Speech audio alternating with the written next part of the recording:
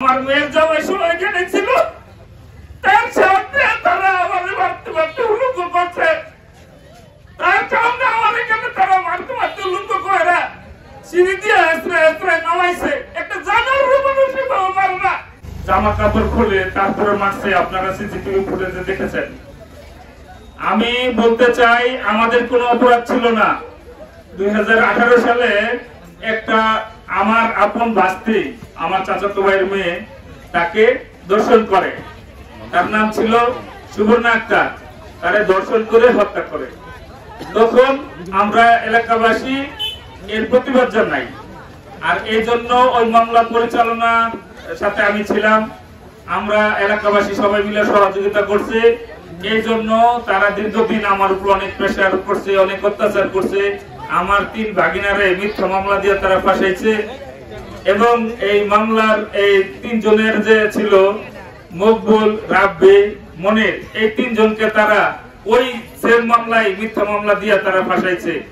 তাদেরকে এই ভয়ভীতি দেখাইছে, আমাদের ভয়ভীতি দেখাইছে, অনেক হুমকি ধমকি দিছে আমরা মামলা আপোষ করে নেওয়ার জন্য।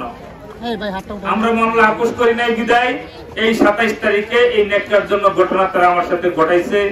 আমারে তারা উঠাই নিয়ে একটা বাংলোতে অপহরণ করে নিয়ে ওইখানে আটকাইছে। ওইখানে তারা বলছে যে তোর হাত কাটমু, পা কাটমু, তারপর তোর জবকেরা মারমু।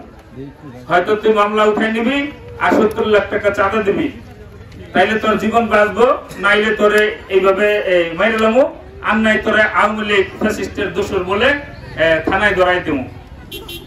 এই কথা বলে তারা আমার ওইখানে অনেক মারধর করে, অনেক নির্যাতন করে। তারা পরবর্তীতে আমার লোকজন আর্মির সাথে যোগাযোগ করলে, সেনাবাহিনী ক্যাম্পে আসলে সেনাবাহিনী এবং পুলিশ মিলে আমাকে উদ্ধার করে।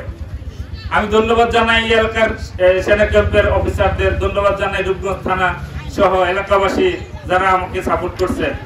আমরা শুধু একটা কথাই বলতে চাই যে বাংলাদেশে 11 বছরের একটা মেয়েকে রমজান মাসে এইভাবে 3-4 জন মিলে দর্শন করে হত্যা করছে। আমরা এর বিচার চাইছি। এটা কি আমরা কোনো অপরাধ করেছি? আমরা কি কোনো অপরাধ করেছি? আমরা চাইছি কি আমাদের ন্যায্য বিচার।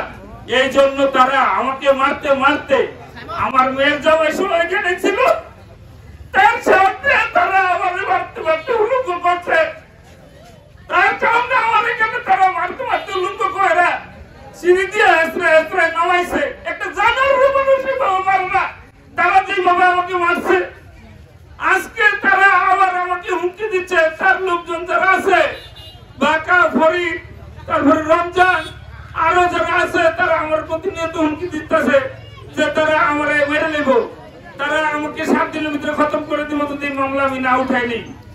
তাই আমি প্রশাসনের কাছে আমি আকুল আবেদন জানাই, এর সুষ্ঠু বিচার চাই এবং আমার পরিবারের নিরাপত্তা চাই।